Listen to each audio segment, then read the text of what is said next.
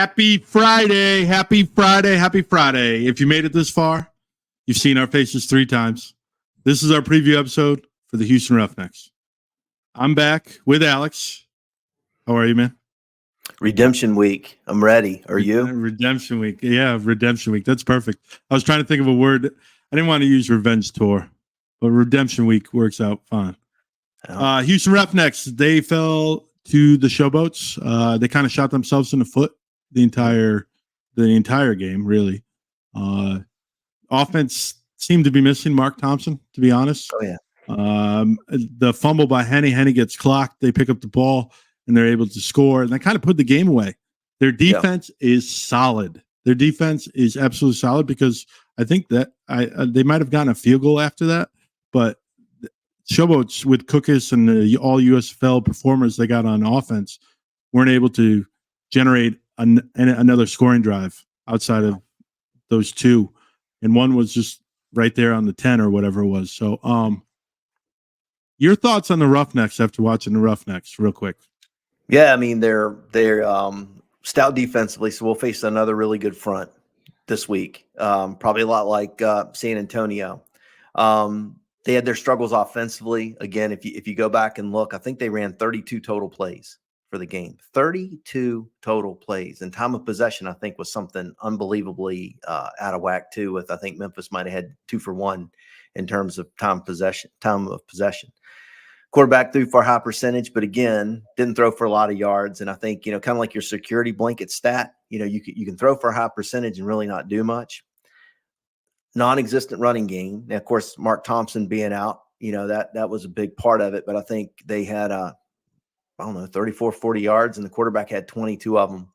So I think they've got some serious issues up front offensively. What I saw, they were very inconsistent in moving the ball, but as crazy as it may seem, that defense kept them in the game. They still had a chance to win that even late. So it's going to be another challenge because I think we're going to see a really good defense Sunday. I agree. Preview, Houston Roughnecks. Number 1, establish the run. Houston only gave up 34 yards on 19 carries. Do you think, to establish the run, do you think it has to be the RPO form, or do you think it has to be more give the ball to Cameron just to get him going? Give the ball to Cameron, and, our tight ends caught 7 total passes. And, I like, and we ran this a lot when I first started coaching too, double tight, double flanker. So single back, like the Stanford offense. And the double tight end, it forces the defense to balance up front. You get the extra blocker in there. And sometimes you might want to line up and come out in there and try to pound somebody and see if we can get the run game going. I think I saw us go double tight once against San Antonio, maybe more than that. But I know one time it stood out, and it was like on a 3rd down and 1 when we were down in the red zone going in. But I'd like to see us come out and try to pound the ball a little bit. I just felt like we didn't give it a chance last week. And even if it's not from double tight, but, we start to try to establish the running game. And then to your point, once you can start to get that, you think about the RPOs that we run so effectively, think about what it does. So you got the second layer defender that you're going to read more times than not. And if he's having to come up to help in that run game, or he's getting tighter in the box, it's creating more space where you can come off of that and hit that RPO. And that's, nice little slant or whatever you have called. But if those guys, if you have no run threat at all, they can just sit back and play back. They're taking the RPOs away. They're taking the slant away. They're taking away so much of your offense. We got to establish the run. I thought that going into San Antonio. I'll say it again this week. Run the football. 13 carries and 62 plays is not enough. We gave up on it early. My opinion. I agree. I also think you need to put Darius Higgins on the roster. If Puka Williams is not going to be able to run between the tackles and offer that power running game, you're going to struggle against this team. They have Toby Johnson. They have Olive Sagapolo. They have Raheem Bingen. This defensive line, Keontae Shad. They have a ton of talent on that front 4. Honestly, this is the only team where I'm when you read the names, this comes close to DC. It might even be better. This front 4, and then you have linebackers like JT Tyler and Reuben Foster. We covered the Maulers the last 2 years. We know Olive takes up space, takes up linemen. and Foster can get in there and make tackles. And Foster's, and he could drop back in coverage, and we'll talk about that in a second. But I just feel that while we might not be effective running the ball because our offensive line troubles, we obviously had offensive line troubles. We have to maintain the balance to open up the other stuff. Yeah. If we give up the run way too early, you said 13 carries last week. We're not going to beat this team. They're kind of similar to the Brahmas. Like, they're really solid in the front seven, and their secondary, like, you can beat their secondary. I just feel that if we give up the run too early, you end up seeing, like, my stat of the week, right? It was 5 for 17 when we had to pass. Tiamu's not effective when you don't mix it up. He needs a balance. Right. No, I agree. And then second one on defense, get to the quarterback. We need to hit Guarantano. I'm going to miss. This is the only time I got to pronounce his name, but we got to hit him. We got to make him nervous. He fumbled the ball. He seems a little antsy. He does a lot of underneath stuff. Chase Garbers seems to have that dog in him, while Guarantano did not come across that way. It came more across of it's his first time, but Chase Garbers was like, "Hey, give me the ball. Yeah. We got this." So I think there's less confidence in the Houston offense, and you need to be able to hit the quarterback to make that confidence dissipate even more. Yeah, I agree. I watched the Houston game, and like I said, the guy threw for a high percentage. I wasn't overly scared. I mean, watching Garbers and watching Houston's quarterback, not the same to me at all. So we'll see. I mean, let's get to him. I mean, hell, he might come out and throw for 400 yards. I just jinxed us. But, I think we need to find a way to get to him. We need to cover, and I got a feeling the defense will clean up some stuff too. Hopefully we won't, be missing assignments and whatnot, and, giving up big plays because we're not covering. So I think San Antonio, I was not overly impressed with Houston's offense. I'll just say that. They probably weren't impressed with ours, so it's fair. But I didn't see anything out of that offense that really scared me. Mark Thompson makes them a completely different team, though, offensively. And that's the key. We don't even have a slide for it because it's still up in the air. We're filming this on Monday. You're watching this on Friday. You know more than we do right now. But right now, Thompson is out with the injury. I believe he has a knee sprain or ankle sprain or something like that. It's a sprain, and this changes everything if Thompson could play, because he was the offensive player of the year. He was successful enough in the SEC. He got NFL looks. Like, he's a back, and he's solid and changed their offense, and it helps Guarantano because Pledger is not, and that's no disrespect to Pledger, but TJ Pledger is not Mark Thompson. Nope. Who to watch for? We'll highlight 4 names to. Oh, it finally clicked with you. The W2, W4. What the hell's that? And then when you said it, it's like, yeah, I got it. Who to watch for? Toby Johnson. We talked about this defensive line. Toby Johnson is a man among boys. Not only is he one of the oldest players in the league, but he is so dang good and quick for his size. We've watched Toby. We covered the USFL the last 2 years. We've watched Toby. Toby's a force. It doesn't make a difference. My favorite posts from Toby are when he hangs up he puts a picture of his jersey. He's holding his jersey, and they're all ripped because he's been held the entire day.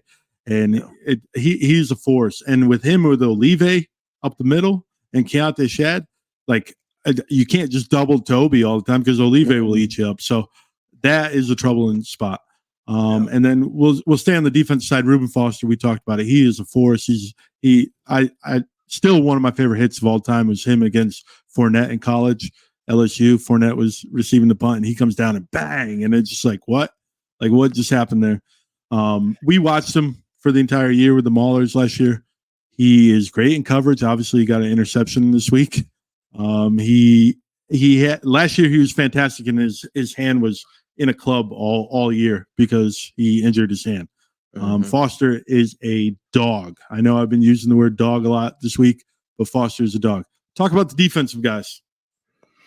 Not much to add beyond that. I mean, their front seven is going to be stout, and it's going to be a lot like we faced this past week. So I think, the good news is we've faced a good front. So, we'll be more hopefully adapt to taking on a tough front like this. But I mean, they're going to be big. They're physical. They did, I thought they played very well against Memphis, kept Houston in the game. So we talk about establishing the run, and then you start running down all that talent in the middle. I'm thinking that's going to be easier said than done. So really, really nothing more to add. I mean, you hit the high points with Johnson and Foster and Olive, and the list goes on and on. They're pretty tough. Well, and to establish the run really is to keep the balance. You can't have 45 passes to 13 runs. You just can't. It's not effective, and Tiamo doesn't. Even if you're getting 1-2 yards, right? It's at least keeping them. It keeps the defense paying attention to the running backs. Otherwise, you don't have to worry about them at all. Yeah, and you got to commit to it. I can't tell you how many games you see that in the first half, you're punching them and it's 2 yards and 3 yards and 2 yards. Like, it just doesn't feel like we can get it going. But you've been leaning on them for the first half, and suddenly in the third quarter, those 2 and 3 yard gains come 6, 8, and 10, and 9, and then you start gashing them and gutting them because you stuck to the run, and now you're starting to punish them and you get them on their heels. You wear them out, and I'm not suggesting we're going to do this with this front, but I think we have to give ourselves a chance to not be so one-dimensional this week. Yep. And then the offensive side of the ball, Jarek Guantano and Eric Price. You pick one that you want to comment on, and I'll comment after on the other one. You don't know? No, I mean, it's just like, whatever. No, I can talk about them. I'm just like, to me, it's like, what do you do? McDonald's or Wendy's? I mean, we're not talking. I mean, I was not overly impressed with the quarterback. I'll just be honest with you. I wasn't impressed with him at Tennessee, and I wasn't overly impressed with him this past week. And granted, he was running for his life a lot, but he threw for a high percentage. But I just, if we get gutted by this guy, we got bigger issues than we thought. I'm not worried about their quarterback. I agree. And I'm going to piggyback on that. Eric Price, I'm not worried about Eric Price. Eric Price historically has been in my opinion. And that's no I just feel like he's never been outstanding. He's not his dad. Mm-hmm. Not to throw shade, but he's not his dad. Right. Right. And so this is his second year with the Houston team. He was with the Gamblers last year. And the offense, it's easy to call offense when your quarterback is turning around and handing the ball off to Mark Thompson. Yeah. Like, it's easy to call that. But it none of his offense inspires me. And I'm a defensive guy, but you don't watch the Houston Gambler Roughnecks and go, oh man, they're just missing players. They're calling the right thing. It just feels discombobulated, not connected, disconnected. So is Mike Price his dad? Yeah, Mike Price, the Alabama great coach. Yeah, I didn't know that. Yeah, that would have been a fun staff to be on with the expense accounts. So go to the predictions. I'm not going to respond to that due to legal reasons, but explain yourself. 18-16. You think we only could put 3 touchdowns or a bunch of field goals? I know you love Matthew McCrane. Does he have 6 field goals here to get the victory? No, but it'd get him player of the game again if he did. I actually think we will see the end zone this week. But I do think that he'll have an opportunity to kick a field goal, maybe or 2. I could see us. I think that this is going to be. I was wrong about the San Antonio game. I said it's going to be a fist fight, but after seeing both of these teams play, I think the points are going to be at a premium again. We'll stick with that philosophy of get all the points you can get in the first half. Hopefully we'll do a little bit better job offensively running the ball. I'd like to see us control the game. We're back home. That's huge. Really play off that crowd. And I'll shout out. I don't even need to do this, but to the DC fans, when you're down and you're 0-1, this is a big week for us. You don't want to go 0-2. We want to get back to 500. This is when the team needs you the most. So the fans have to pull together. This is when we need to get, if you're not at the game, yell at your TV. But this is a big week for DC, right? So that place needs to be crazy. And I want it to be a fist fight, 18-16, good guys. I completely. I think our defense actually scores a touchdown, and that is basically the defense. I mean, the difference in this game. I think Houston's offense is stagnant, but they will be able to figure out one drive and a couple field goals. I think DC will be able to put some stuff together, and I just think the defense makes the difference. I think this is a close game going to the fourth quarter, and I think Guartano kind of falls apart, and we're due for a Mike Joe pick six, right? We're due for that, right? He kind of had a tough weekend, especially in the first quarter against San Antonio, right? Like we're due for a Mike Joseph pick six. So I think the defense prevails here. The offense will figure it out. I hope they start Darius Higgins, or not start, but at least have him on the roster to give Cameron. So it's not just Cameron by himself. Puka does not. Puka is a scat back. He's basically Kiki that comes out of the backfield. He's Chris Rowland. Like you have to make a decision there. If you're not going to hand the ball off to Puka Williams, then you need to carry another running back, because it's not fair to Cameron Harris. First of all, that you had a couple drives where you're just handing the ball off to him and you're not establishing the run, but like he's getting the crap beat out of him, and you got no one to give him there. And then you start passing the ball to him. I just think you need running back depth in this league. And if Puka is your second running back, then he needs to be able to take a handoff and go up the middle. That's just my opinion. But agreed. Your player of the game, since well, actually, hold on.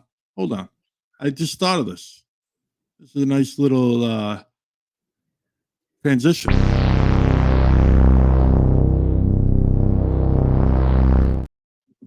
Your player of the game, sir. I got nervous for a second. I thought you were going to put another ridiculous something of me dancing around or something, or a picture of me from some kind of webism where you got me. So my heart just sunk there for a minute. But player of the game, let's see.